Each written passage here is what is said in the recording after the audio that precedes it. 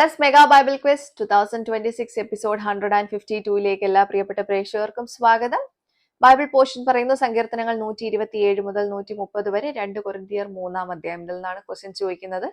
അപ്പോൾ ഓൾറെഡി എല്ലാവരും പഠിച്ച് റെഡി ആയിട്ടിരിക്കുമായിരിക്കുന്നു കരുതുന്നു. ക്വസ്റ്റ്യനിലേക്ക് പോകുന്നു കേട്ടോ. ആദ്യത്തെ ചോദ്യം, ചെറുപ്പം മുതൽ ഉപദ്രവം നേരിട്ടത് ആർക്ക്? ചെറുപ്പം മുതൽ ഉപദ്രവം നേരിട്ടത് ആർക്ക്? രണ്ടാമത്തെ ക്വസ്റ്റ്യൻ, ഒരു മൃഗത്തിന്റെ പേര്, സമുദ്രത്തിന്റെ മറ്റൊരു പദം, ഒരു അളവ് ഉപകരണം, സമയം കണക്കാക്കാൻ ഉപയോഗിക്കുന്ന ഒരു ഏകകം, പാത എന്നർത്ഥമുള്ള മറ്റൊരു പദം, ഇത്രയുമുള്ള 5 അക്ഷര വാക്ക് ഏത്? എല്ലാ പിരിവുകളും എഴുതുക. ഓക്കെ, ക്വസ്റ്റ്യൻ റിപ്പീറ്റ് ചെയ്യാം.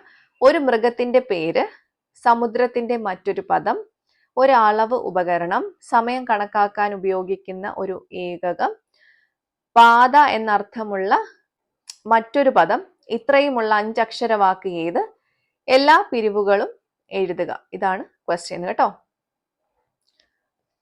മൂന്നാമത്തെ ക്വസ്റ്റ്യൻ, നിലത്തിൽ മണ്ണ് ഇളക്കി കൃഷി ചെയ്യുന്ന കർഷകർക്ക് പാഠഭാഗത്ത് പറഞ്ഞിരിക്കുന്ന പേര്.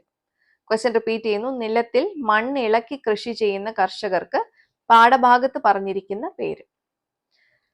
നാലാമത്തെ ക്വസ്റ്റ്യൻ, വളർച്ച ഉണ്ടാകുന്നതിന് മുൻപേ വാടിപ്പോകുന്നത് എന്ത്? ക്വസ്റ്റ്യൻ റിപ്പീറ്റ് ചെയ്യുന്നു. വളർച്ച ഉണ്ടാകുന്നതിന് മുൻപേ വാടിപ്പോകുന്നത് എന്ത്? അഞ്ചാമത്തെ ക്വസ്റ്റ്യൻ, ഒരു ശരീര അവയവത്തിന് പറയുന്ന മറ്റൊരു പേര്, ശരീര അവയവവും മറുപേരും എഴുതുക.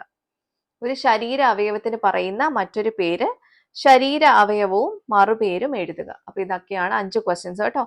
എല്ലാം ഈസി ക്വസ്റ്റ്യൻസ് ആണ്. രണ്ടാമത്തെ ക്വസ്റ്റ്യൻ ഒന്നുകൂടെ റിപ്പീറ്റ് ചെയ്ത് കേട്ടു മനസ്സിലാക്കിക്കോളൂ കേട്ടോ.